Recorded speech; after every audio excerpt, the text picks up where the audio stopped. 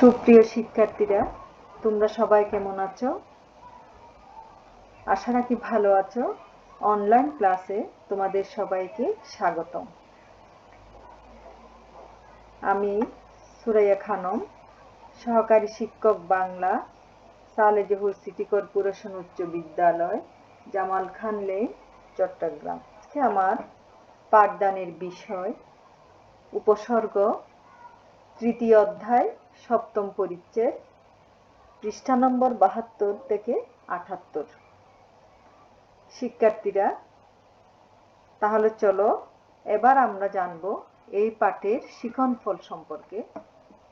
এই পাঠ শেষে শিক্ষার্থীরা উপসর্গের সংজ্ঞা ও প্রকারভেদ সম্পর্কে জানতে পারবে, বাংলা শব্দ গঠনের উপায় বর্ণনা করতে পারবে। উপসর্গের নিজস্ব কোনো অর্থ নেই, কিন্তু অর্থদ্যোতকতা আছে, এই সম্পর্কে ধারণা লাভ করতে পারবে।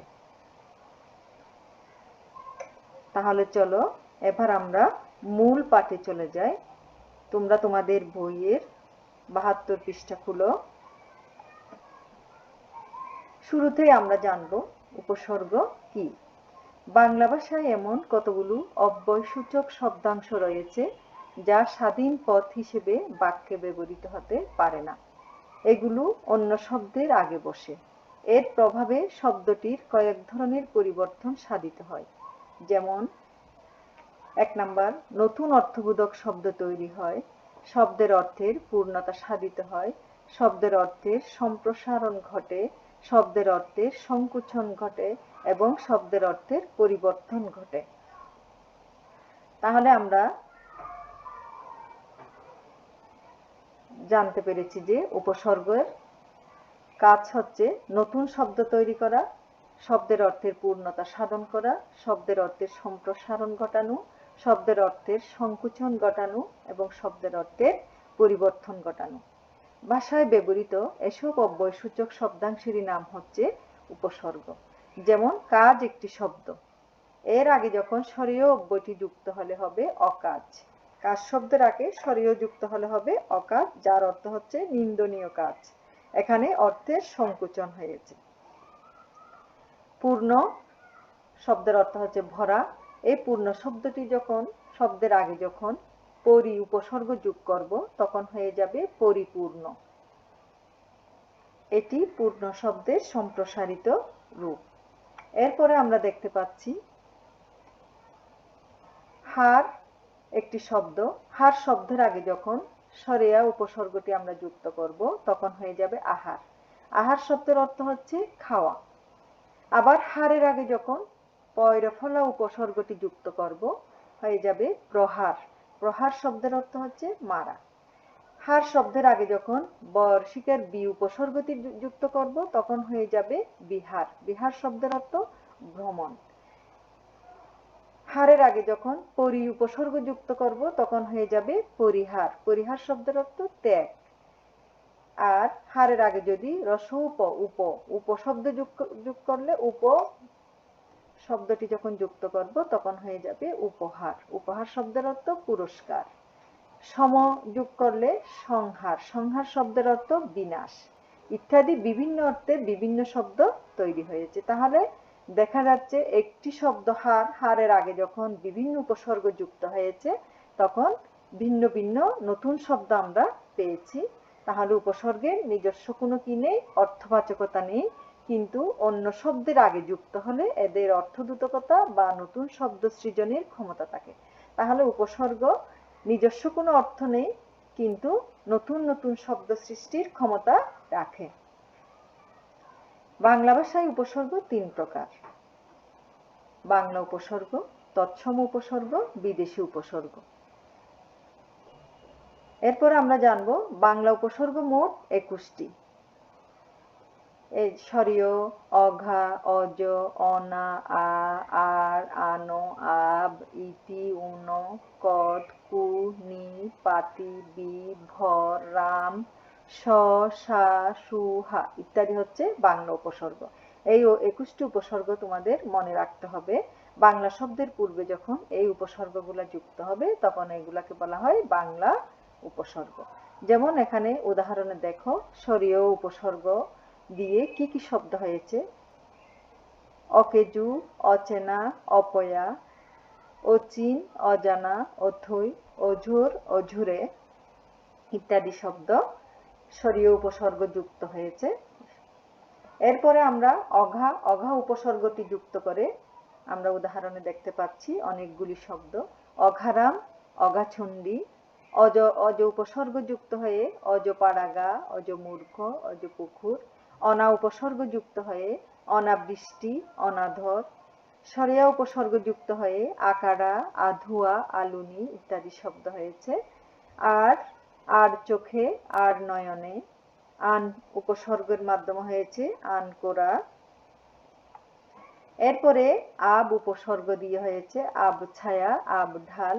ইতি উপসর্গ ইতি কর্তব্য, ইতিপূর্বে। উন উপসর্গ দিয়ে হয়েছে উনপাজুরে, উনিশ। কদ, কদবেল, কদর্য, কদাখার। কু উপসর্গের মাধ্যমে হয়েছে কু অভ্যাস, কুপ্রথা, কুকথা, কুনজর, কুসঙ্গ। নি উপসর্গ যুক্ত হয়ে হয়েছে নিখুঁত, নিখুঁজ, নীলাজ। পাতি উপসর্গ যুক্ত হয়ে হয়েছে পাতিহাস, পাতিলেবু। বি উপসর্গের মাধ্যমে হয়েছে বিভুই, বিফল, বিপদ। ভর উপসর্গের মাধ্যমে যে শব্দগুলো আমরা দেখতে পাচ্ছি ভরপেট, ভরসাজ, ভরপুর ইত্যাদি শব্দ।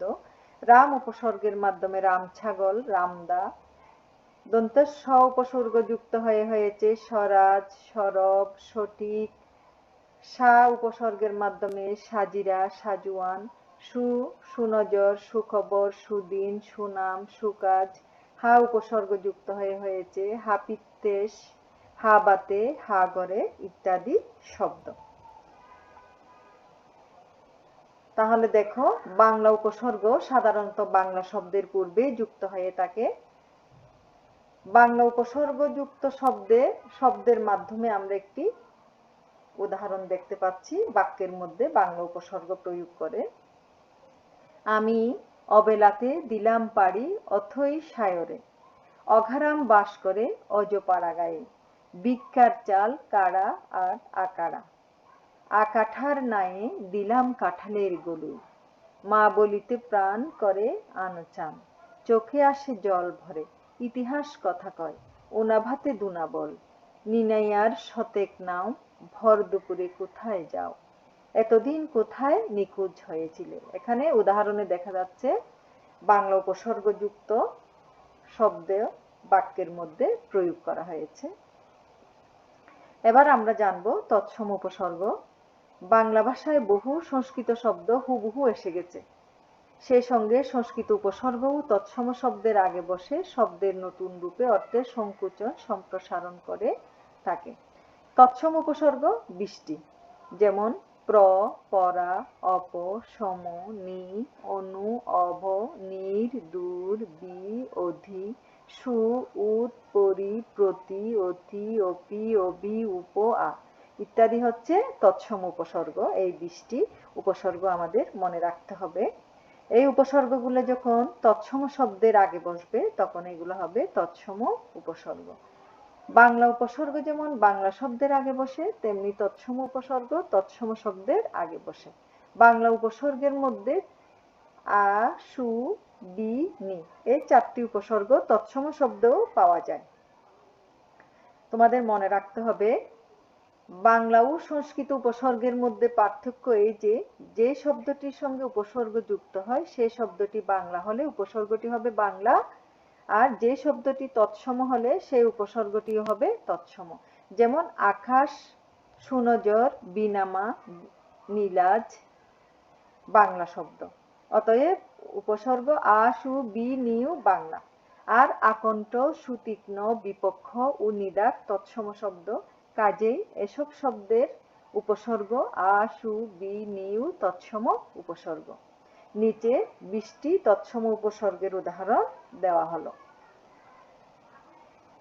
তাহলে দেখো প্র দিয়ে শব্দ হচ্ছে প্রভাব, প্রচলন, প্রস্ফুটিত। পরা উপসর্গের মাধ্যমে পরাকাষ্ঠা, পরাক্রান্ত, পরায়ণ। উপসর্গ দিয়ে শব্দ হচ্ছে অপমান, অপকার, অপচয়, অপবাদ ইত্যাদি। এরপরে সম উপসর্গের মাধ্যমে সম্পূর্ণ, সমৃদ্ধ, সমাদর ইত্যাদি শব্দ। নি উপসর্গের মাধ্যমে হয়েছে নিবৃত্তি, নিবারণ, নির্ণয়। অবজ্ঞা, অবমাননা। অনু উপসর্গের মাধ্যমে হয়েছে অনুসূচনা, অনুগামী, অনুচর, অনুতাপ, অনুকরণ ইত্যাদি শব্দ। এরপরে আমরা দেখতে পাচ্ছি নীরব, নির্জীব, নিরহংকার, নিরাশ্রয়। দূর উপসর্গের মাধ্যমে দুর্ভাগ্য, দুর্দশা, দুর্নাম। বি উপসর্গের মাধ্যমে বিধৃত, বিশুদ্ধ, বিজ্ঞান। এরপরে আমরা সু উপসর্গ যুক্তের মাধ্যমে সুকণ্ঠ, সুকৃতি, সুচরিত্র, সুপ্রিয়, সুনীল। উদ উপসর্গের মাধ্যমে উদ্যম, উন্নতি, উদ্গ্রীব, উত্তোলন ইত্যাদি শব্দ। এরপরে আমরা দেখতেছি অধি উপসর্গের মাধ্যমে হয়েছে অধিকার, অধিপতি, অধিবাসী ইত্যাদি শব্দ। পরিপক্ষ, পরিপূর্ণ, পরিবর্তন। প্রতিমূর্তি, প্রতিধ্বনি, প্রতিবাদ, প্রতিদ্বন্দ্বী, প্রতিদিন, প্রতিমাস ইত্যাদি শব্দ গঠিত হয়েছে। এরপরে উপসর্গের মাধ্যমে উপকূল, উপকণ্ঠ, উপদ্বীপ, উপবন। অভিব্যক্তি, অভিজ্ঞ, অভিভূত, অভিযান, অভিসার। অতি উপসর্গের মাধ্যমে হয়েছে অতিকায়, অত্যাচার, অতিশয়, অতিমানব ইত্যাদি শব্দ। এরপরে সরেয়া, আকণ্ঠ, আমরণ, আসমুদ্র ইত্যাদি শব্দ গঠিত হয়েছে। অপি উপসর্গের মাধ্যমে অপিনিহিতি। শিক্ষার্থীরা এবার দেখো বাক্যে তৎসম উপসর্গের প্রয়োগ। একটি উদাহরণ দেখো। কালের প্রভাবে নিয়মের পরিবর্তন ঘটেছে। উসমান রণক্ষেত্রে বীরত্বের পরাকাষ্ঠা প্রদর্শন করেও পরাজিত হলেন। সমাগত সুধীজনকে সাদর অভিনন্দন জানানো হলো। তার পুত্রদের সঙ্গে চিঠিপত্র আদান প্রদান নেই বলে তার দুঃখের সীমা পরিসীমা নেই। এবার আমরা জানব বিদেশি উপসর্গ সম্পর্কে। আরবি, ফার্সি, ইংরেজি, হিন্দি এসব ভাষার বহু শব্দ দীর্ঘকাল ধরে বাংলা ভাষায় প্রচলিত রয়েছে। এর কতগুলো খাঁটি উচ্চারণে, আবার কতগুলো বিকৃত উচ্চারণে বাংলায় ব্যবহৃত হয়। এর সঙ্গে কতগুলো বিদেশি উপসর্গও বাংলায় চালু রয়েছে। দীর্ঘকাল ব্যবহারে এইগুলো বাংলা ভাষায় বেমালুম মিশে গিয়েছে। বেমালুম শব্দটিতে মালুম আরবি শব্দ, আর বে হচ্ছে ফার্সি উপসর্গ।